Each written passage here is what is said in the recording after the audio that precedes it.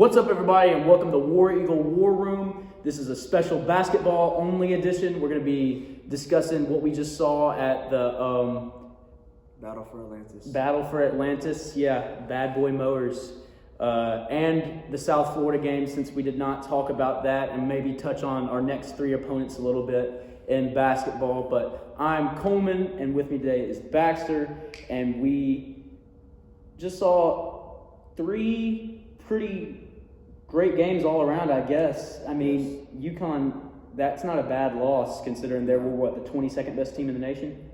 A much needed loss too, I think. Yeah. Showed what our weaknesses were. Brought us back down to earth a little bit. Yes. And as Bruce said, we got punched in the mouth, but then we punched back. So I think we definitely punched back. And I think it was good. You saw that in the two games against Loyola Chicago and Syracuse, and Loyola Chicago is the one that has like the old lady that went famous these past like Sister Jean. Sister Jean. I don't think she was. I don't know. I don't think she was there. I don't know if she's here. I think she's still here. I don't know if she's don't know if she was there. Let's hope she's still here. But no, the UConn game, that was one of the best basketball games. That might be that's watched. game of the year already. That was an insane game, and you can't be mad that we lost.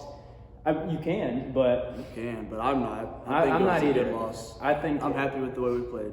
And honestly, it's a loss that doesn't look bad on tournament resumes and stuff when it comes time for seeding and stuff. You lost to 22 UConn, who was a tournament team last year, and they had probably this year. Yeah, and well, definitely, you can't say anything's a shoo-in, but the announcers were talking like this team wants to go to Elite Eight, Final Four type team, and they have the experience to do so. We let that Sonogo guy just absolutely eat us alive, and I wonder if like down the stretch, Walker Kessler, I mean, he was getting bodied all since the game started. I know, and it's kind of. So who is he? Is he a good defensive player? Is he? I've always assumed that he was supposed to be a beast defensively, and through the first few games, including that South Florida one, he showed that that's what he was, because he's just... Great rim protector. Yeah, and then this Sonogo guy comes out there, and I don't think Sonogo was 7'1", and he's out here just baby hooking the heck out of Kessler. Kessler had the height, but not the weight. Yeah, he is kind of lanky and long. Yeah. But he got his fourth foul with about 7:13 left to go in the second half. And he never refused to foul anybody else. He played for about 7 years on his last life. Play 17 minutes and not get a foul. Yeah. Especially when you're that heavily involved. And that physical in the game. KD's driving like head on at you. KD Johnson, oh my gosh. Might be my new favorite player this year. He might be mine too. We love you, Jabari, but good gracious, got hard. He had 14 steals in 3 games this weekend. That's ridiculous. I think is what I saw. That's ridiculous. I know that in the first 5 minutes of the Syracuse game, he had 3. Yeah.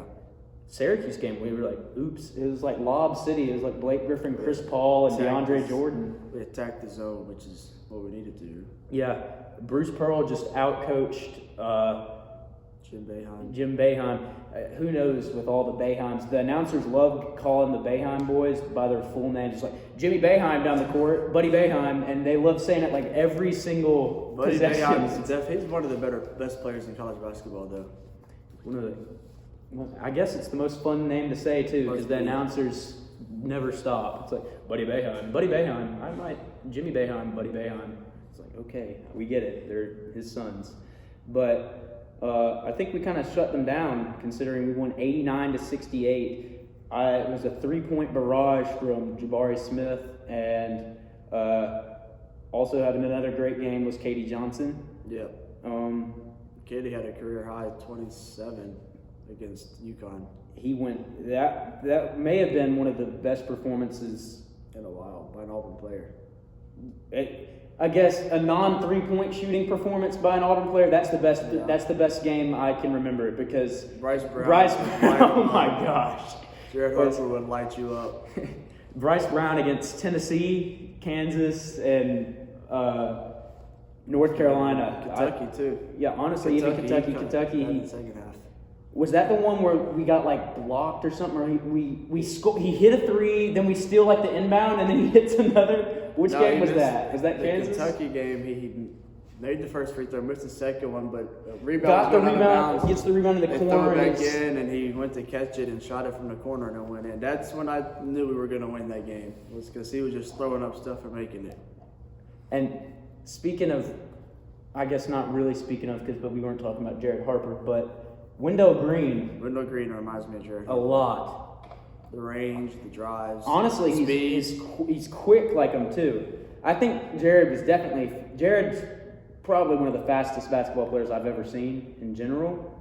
Fastest I've seen in person for sure. And I, unfortunately, was never able to see Jared Harper in person or Bryce Brown.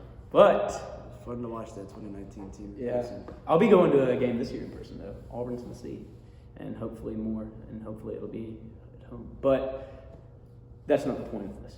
The point is that we just went 2-1 at the Battle for Atlantis, Bad Boy Mowers, whatever it was, tournament. And we played 3 teams that are tournament teams. Easily tournament teams. Loyola Chicago, we beat them 62-53. The announcers always in the games are kind of making it sound like, in the Syracuse game, it's like we had a battle with them or something. It really wasn't a battle with them, honestly. It never really felt out of hand, you know what I'm saying? Right. Like it felt like we controlled the game, and the score might be close. Yeah, like the score might be close, but it wasn't like... Which I feel like that's the case a lot of times. Score is closer than the game indicates. La Monroe in the first half, and then South Florida the whole game. Well, there at the end, it did get a little bit dicey against South Florida for a minute, but... 6-point lead, or 6-point win. But yeah, we were able to weather the storm. One player that I haven't been impressed with so far, besides the dunks, is Cambridge. He needs to. I need to see a little bit more from him. He did that Loyola game. He started He out bounced back. He started out 3 for 3 with 7 points, but he did bounce back in that one. But between him South being Florida, UConn, and stuff, he's a being a junior, redshirt junior, something like that. So. Yeah, he needs to have the more consistent nights. As a freshman, it was okay. He had the come-out game against South Carolina, though, his freshman year, 26 points. But since then, it's just his shooting and his shots. His freshman year, he never made a 3 away from Auburn. Oh gosh, He never. I don't think he, at least not towards the end of the season, he was trying to make his first road 3. I don't know if it ever happened. He's nicknamed Bounce Man for a reason, not Rain Bouncing Man. around the Not road. Rain Man. So, but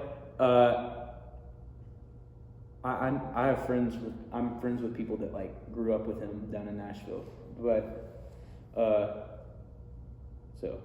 I've connected. Actually, I did tell you. I told you about the whole. Almost played with him. Yeah, I may have even said it in the podcast, but I blew that situation. But we're sorry. I'm sorry, Devin. I told you about the gym. But that being open UConn and it's game, closed. the UConn game, I've never seen. That was our best defensive performance of the year. And and that's crazy. In a game, you give up Even though you gave up 115. 115, that was your best defensive game of the season.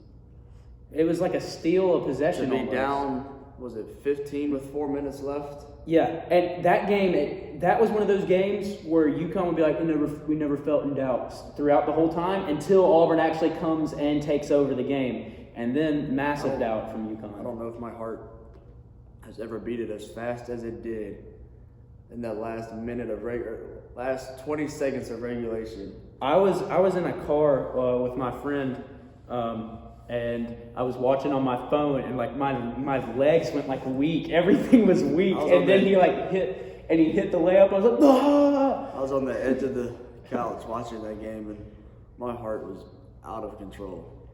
And then he does it again. Did it again. And I think that we may have been down 4. We were down 4. 22 seconds left. 22 seconds left. Was that in regulation or in overtime? That was overtime. We came back again in overtime, in a second overtime. We just couldn't get it going. And, okay, so that second overtime, we're down... Are we down 5 or 6 when Jabari is shooting a 3? We're down 6. Wait a minute. What was Jabari's missed three for? Was that to?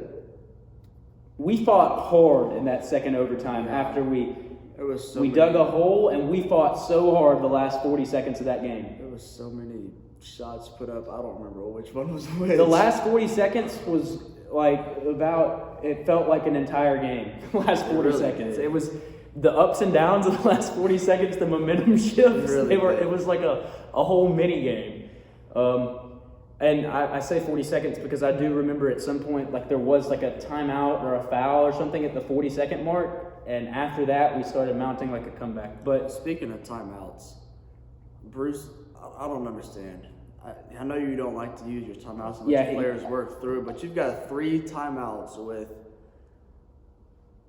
a minute to go in overtime. First overtime, I think it was, and we used our first one with about 47 seconds left. Mm-hmm. You've got 3. And we needed them before then. I think had he called a timeout at one point, whether it be in the regulation or in the first overtime, I think we win that game. Now, granted, the refs didn't help us. I think we win the game. All right. And ironically, the UConn got screwed by the refs against Michigan State in the next game. So, whatever, karma. But what was I about to say? I was going to say something. I had something I was going to say, and it is completely gone. What in the world? Oh, free throws. Free throws. Wendell Green, in regulation, goes 1 for 2 from the line. And keep in mind, it was tied at the end of regulation. And this is late in the game. I know that we had missed some more. KD was 1 for 2 for like his last 3 trips. Yeah, he finished like 10 for 14 on the night. Jabari Smith's the only one that can talk. He was like 10 for 10 or something, or maybe 13 for 13. Let's say he went 19 for 22 the whole tournament. I might be making that up. Even if you're making it up, it sounds accurate, so we'll roll with it. But that's like because I don't like talking about it, but it's like at the end of the Virginia game, Jared Harper missed the free throw. Nobody ever mentions that, but that is the biggest one. I was so mad when he missed it. He makes that free throw. I was so mad when he missed that free throw. We'd have easily beat Texas State. But anyway, don't like talking about that. And hold on, so Bryce Brown shoots the 3, no foul call. But Kyle Guy, literally the same thing. If you're going to call the foul on Kyle Guy, I'm sorry that we're breaking this down I don't like talking 50 years after. If you're going to call the foul on Kyle Guy on his 3, then you have to call the foul on Bryce Brown. It's no either or, it's both. So when Bryce Brown's shooting his 3 the possession before, or no, the possession after at the end, that's a foul. Like, this is aside from the double dribble stuff, which should have... I shouldn't even have to speak of this because double dribble. But here we are, 70 years later. Kyle Guy shoots his 3, same defense, same reaction, same fall, same everything. Foul. We win that game. We should have won with a free throw, we should have won with the foul calls, and we should have won with the double dribble. We were like... But the thing about that tournament run, the tournament started against New Mexico State. They went 1 of 3 from the line. We fouled them on a 3-pointer at the end. They had an open layup, but he gave up that to shoot a 3 to get fouled. He went 1 for 3 from the line. And then we won because he missed the free throws. We lost in the Final Four because he made all 3 free throws. So it kind of bookended the tournament. But anyway, away from the Final Four. We don't like talking about that. I just thought about how, you remind me just how close that was to never happening. You know how sad that would have been if it never happened? Yeah. I have my Final Four shirt in my car right now. I don't know why it's in there. I got it from my friend's house because it was in his closet for a while. I don't know. But anyway, the old days. What do you think that what year? Final Four was 2019? 19. Yes, 2020 team. What would the 22, Samir Dowdy, I think that team was good. They would have made a run. I think they would have made a big... I don't know if they would have won it all. Yeah. But they would have made a run. Who won that year? No tournament. COVID. Oh, that's right. Otherwise, we were in line to be like a 3-2 or I think like a 2 or 3 seed. 3 or 4 seed. Yeah. And Okoro, you telling me Okoro in the tournament's not like bodying people? Okoro would have had a couple dunks. Samir would have had a couple of games like he had against Tennessee. His 30 Samir, he may be one of the most underrated Auburn basketball players of all time. Yep. TJ Dunans also. I like TJ Dunans a lot. To foul Kyle Guy in the 2019 Final Four, to come back the next year. Because if Bryce Brown's isn't a foul, then I don't think that should be a foul. To come back the next year and do what you did and be an all-SEC team member, it's pretty good. And break ankles in the process. And turn around before the shot goes in. Yep. He is. I love him. Back to this current day, and I guess we can tie that into this. This team, everybody's acting like this could be the best Auburn team of all time. This could be the most talent we've ever had. I don't know if they have that, because I think that the Okoro team was better than the Okiki and Bryce Brown, Jared Harper team. Talent-wise. Maybe. Talent-wise, definitely. I mean, they had Okoro. This team, Okoro's like 2021 team compared to the 2019 team is two different teams. You've got a fast team, the three-point team, and you've got a go inside, drive the paint team right now. And that's what I'm saying. Do we have... I think we've got the best front court in the nation. Jabari Smith and Walker Kessler must see.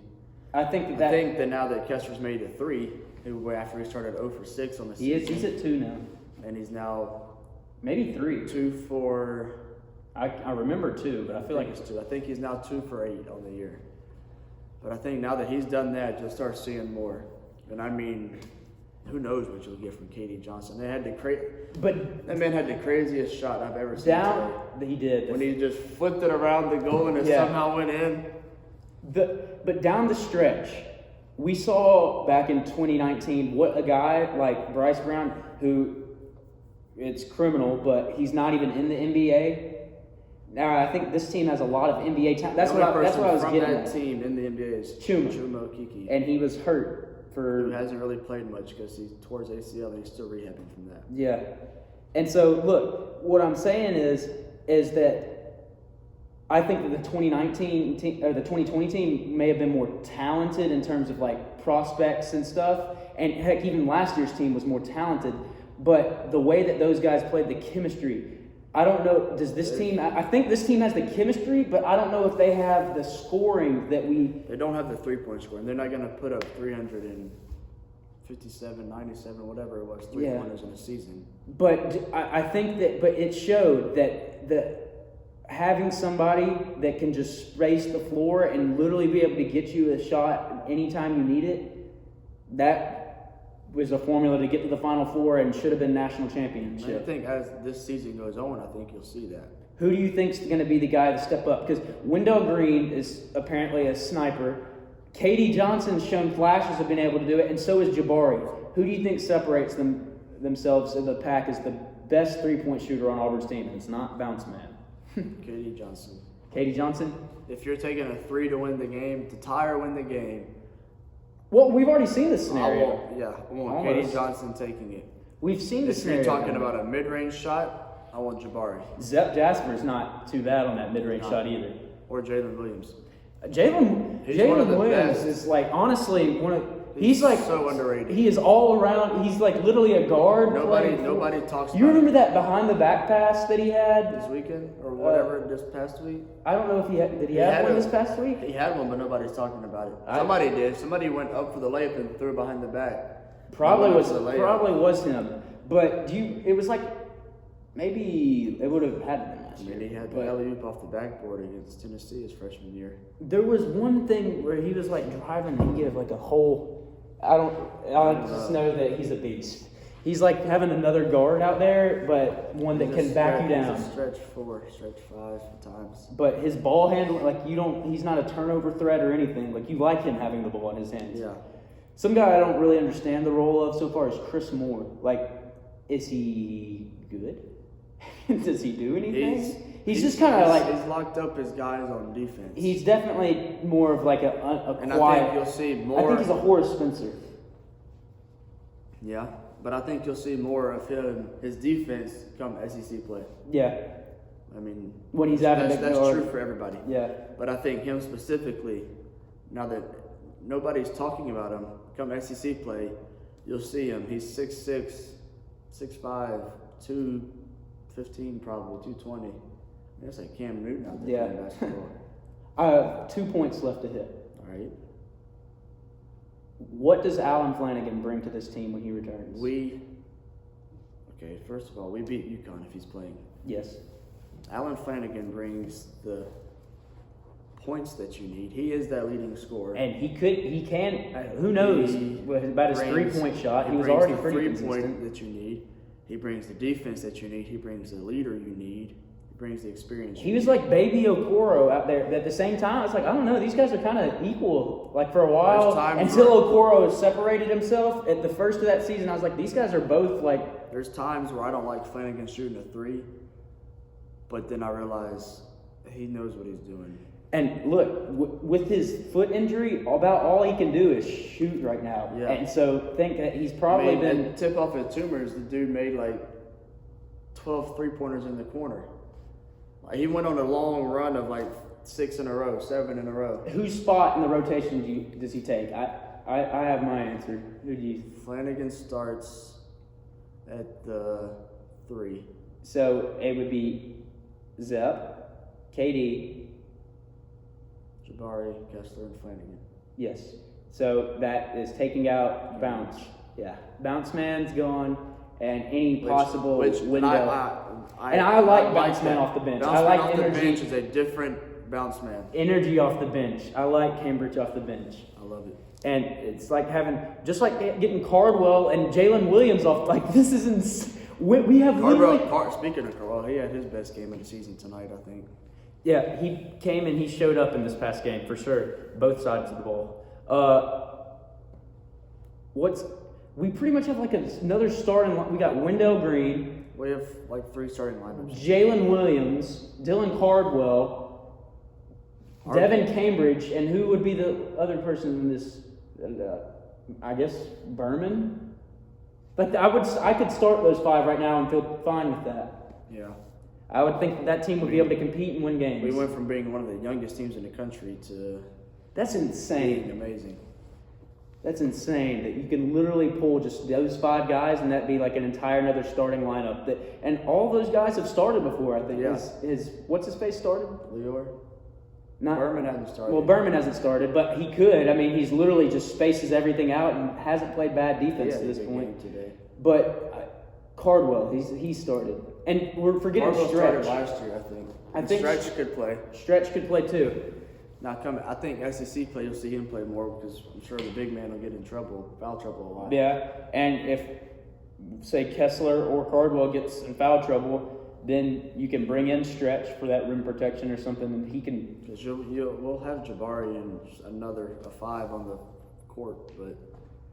Do you think that it's going to cause any like chemistry issues with when Flanagan comes back? I don't think so. Just because he's played with most of them. Well, not the starting lineup. lineup. He hasn't played with any of the guys on the. He's played with the bench. He's played guys. with the bench unit. So I think because they'll all keep coming in, but interesting question. When he returns, do you start him a few games off the bench until you work his way in? Okay. Especially since he's supposed to come back mid-December. Because he's going to come back mid-season, so that's like mid-practices.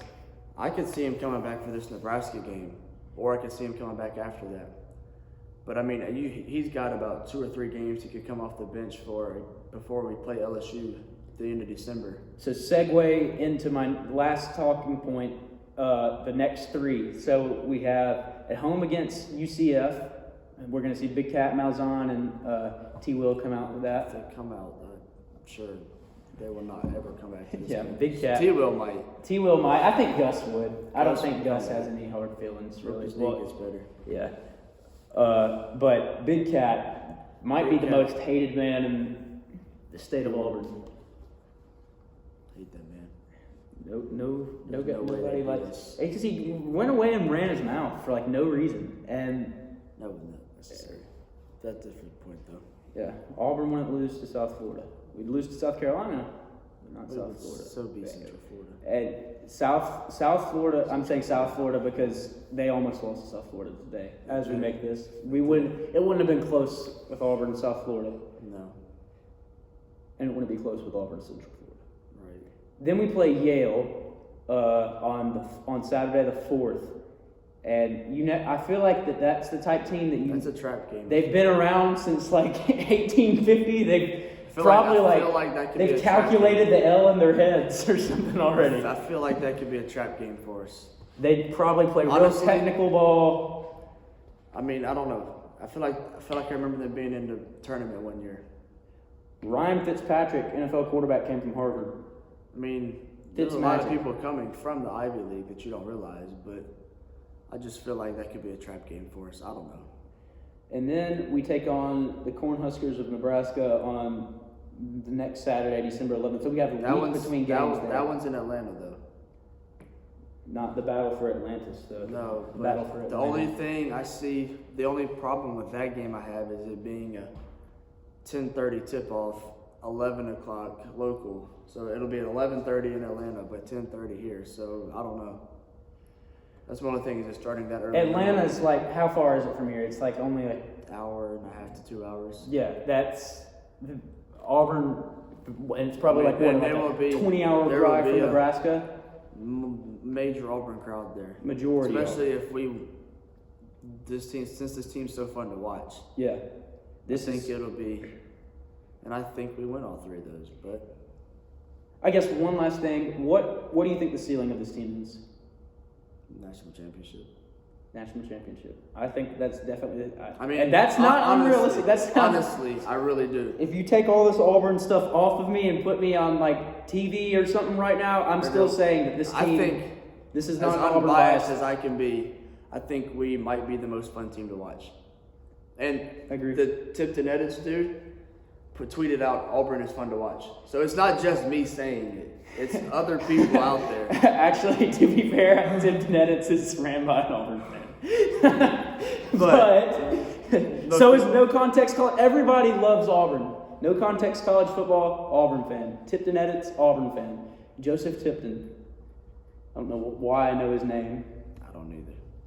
And then I don't know. I know who he is when I see his name, but I don't. Yeah, I really do think the ceiling is the national championship, and I think Jabari is a top 5 draft pick. I think so too. Does that make him a top 5 player in college basketball? I would think so. I mean, that's crazy. Being that you can leave for the draft anytime you want to. Your very own Auburn Tigers have a top 5 player in literally the college basketball world. I see him being top 3. Because I mean, you got guys like Drew Timme that aren't going to go. Well, I see. You know what I'm saying? Chet Holmgren or whatever his name is. Chet Holmgren? Yeah. I think he's number 1 right now. But then Jabari. Jabari's like a Giannis. You've got Jabari. KD mix. You've got. If Jabari puts on weight at Memphis. Which is he just tall? What does he do? I figured him out. But I mean, I don't know. There's many players out there, but I think you see multiple first-round draft picks out of Auburn this year. Whether that be Flanagan, whether Kessler. that be Jabari and Flanagan, whether that be Jabari and Kessler. I think Jabari, Kessler, and Flanagan are first-round picks. And I think Katie Johnson should definitely. I don't care how tall the kid is. He's not going to go pro this year. All 3 of the Jabari, Kessler, and Flanagan, they will get drafted after this year. And don't we still have everybody coming back besides them 3? Mm-hmm. That's since I think so. With back-to-back, run it back with Trey Donaldson and and Trey Donaldson's going to be playing some football too. Chance Westry, I think, will replace. What year is Zion Cruz? Next year, I think. Still waiting on his news. And the delayed commitment of Zion Cruz continues. 2 or 3 times now. But I think with Westry coming in, I think he'll replace Jabari. Now, obviously, he won't. I don't know. I say obviously, he might not be as good as. So, what position is Westry? Because some things have had him listed as a point guard, and others have had him as a small forward. I think he's your Okoro. Okay. Maybe because Okoro could run the point. So he's Flanagan Okoro. Yeah, I'd say a better comparison would be Flanagan. Yeah, because Flanagan did run point. Flanagan runs point more than. That was bad though. That shouldn't have had to happen. Sharif got hurt, so yeah. And Tyrell Jones Turbo transferred South Alabama. I think he's doing pretty good there too. Him and Javon Franklin are down there. Javon Franklin went there too. Mm-hmm. It's much. I don't miss him. I mean, he never really played. He played about 5 minutes Yeah. in a span of 3 games. Yeah. But I don't know. Big body that we needed, but I don't think that we miss any of the guys that we just left. Besides maybe Justin Powell. But no. I don't miss him just because of pure not gonna let him. I don't know. Honestly, I refuse I don't to think miss he'd be playing much. KD Johnson would be playing over him, I think. I Zep would be playing over him. give me KD, Zep, and Wendell over literally any guard in the nation. I'll take Devin over Justin Powell too. Maybe not the 3-pointer, but I think defensively, That's what I was saying. Is like Powell's defense was not good. it was not, but I think that we will miss. His Have fun at 3-point Tennessee, shooting, Justin. Yes, we will miss him. But other than his 3-point shooting, I mean, I think we've got that covered. Leor Berman. I don't think. Give me Leor Berman, Justin Powell. I don't think Justin Powell hits 27 against UConn and has 14 steals in 3 games. Neither do I. So He did drop 26. he dropped 26 and 9 in his first game against not Gonzaga. Who was it? It wasn't Gonzaga. Nobody. Gonzaga was the second game. Gonzaga. Who did we play first? I don't remember. First game of the season and wherever the heck we were. Oh no, he can go have fun at Rocky Top and not do anything or be great. So I mean, he went there to get beat by Bruce Pearls. yeah, I thought he like homesick or something, and so and he's from Kentucky, so he goes to Tennessee. He goes to Knoxville. There's many rumors out, but yeah, it was so many different things with him, and I don't even care at that point. He was drama. Apparently, he transferred each year of high school, is what I heard. Really? So there's no surprise. So he'd probably be at Tennessee for another year before he goes. Sounds like a real anti-Bruce guy. I'm glad he's not here. No, I don't know. But anyway, good weekend. Or week, whatever. He just went off on like this whole test. We hate Justin Powell. It's like, yeah. Even with the loss, it was a good games. And it was a loss that I think is actually going to grow us. And if we saw us grow the next 2 games. And if we had won, then the players, that would be in your head, like trying to avoid like that the first loss. I like kind of having the first loss out of the way. I would rather play Michigan State and Baylor than Loyola Chicago and Syracuse. Yeah. But you take... At the same time, because if you lose to Michigan State and Baylor, then now you have a UConn win. Well, if you lose to Michigan State, you don't play Baylor. You're right, but if you'd have a UConn win and then a Michigan State I'd loss, rather take Baylor to 2 overtimes than I would rather take UConn to 2 overtimes. But I'm saying is that I like having the Loyola Chicago and the Syracuse win on the resume. They're both teams. And I think that looks really good, just based off looks. Like maybe some of these bracket people that haven't 1,000% watched every possible bit of film that they could.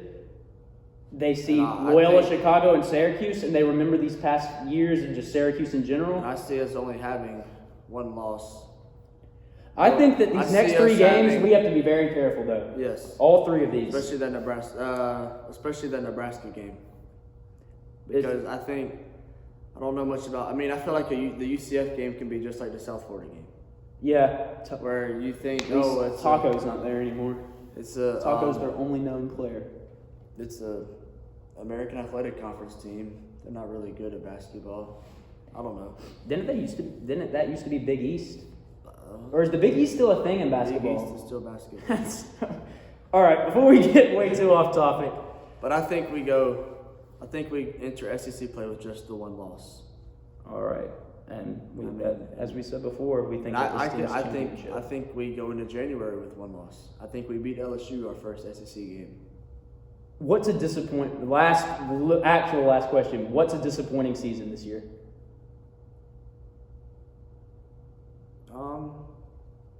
What's a successful season this year?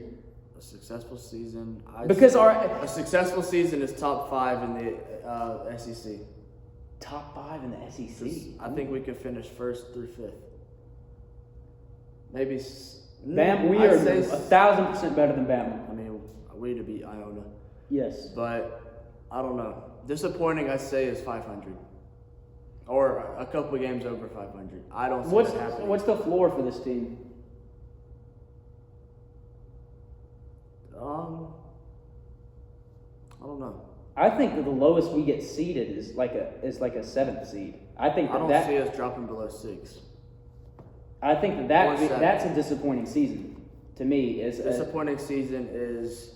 I think that we need to make. Are we talking postseason included? Yeah, I think that disappointing season is going into the SEC tournament and winning 0 to no game, getting knocked 0 out to your only first 1. game. I think that you got to at least advance like maybe winning one or not, twice. and then going to the tournament.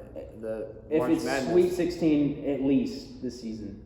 Sweet Honestly, 16, I'm almost Elite 8. I think. Is where we Gosh, that's so hard to do though. It is. That's insane that we're like. I think to- it's a bad year if we don't go Elite 8 this year. I think this is a conversation for Later on. middle of the. This is way too early. What's After we bad? start playing some SEC teams. Because think, if this is football, we're talking just a few weeks ago, it's like we're possibly SEC championship this year. And now we've lost to Mississippi State and South Carolina in stupid fashion, but that's a different podcast. So check that one out because we just put that up. And so I'm actually going to plug us and end us here. So go check out all the stuff that we've done. We have 3 episodes up on YouTube, Apple Podcast, and Spotify. And we're also on Instagram, and all of those are at War Eagle War Room, and you can see all the stuff that we're doing there, and we post and let everybody know whenever we have an episode or something out. So listen to us, follow us, do all that, and War Eagle. War Eagle.